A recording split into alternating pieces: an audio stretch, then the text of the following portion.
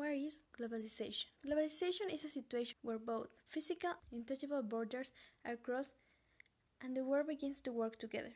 When we talk about globalization, we cannot refer to a single topic because it is a composed of many concepts, such as technologies, economics, and environment.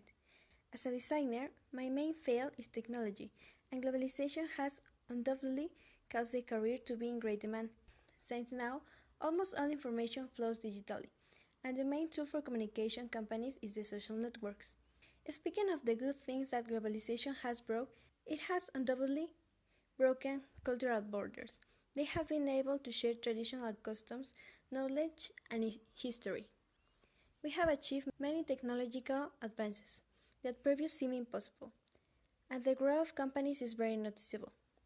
But as a normal people, what we can do to enter a globalized community?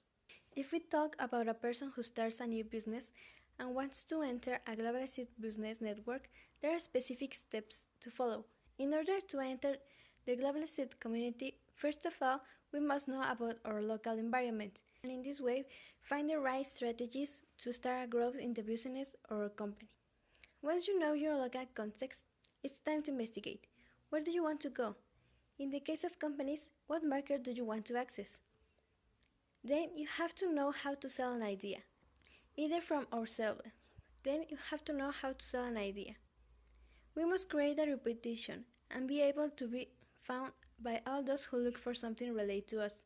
So little by little, we become one of the first options to choose. Another important key to turn your company into a global one is to know how to take advantage of the technologies, your way of dissemination as much as you use the technologies internally. Speaking of the fellow global culture, we can see how ideas have been shared between countries or even continents.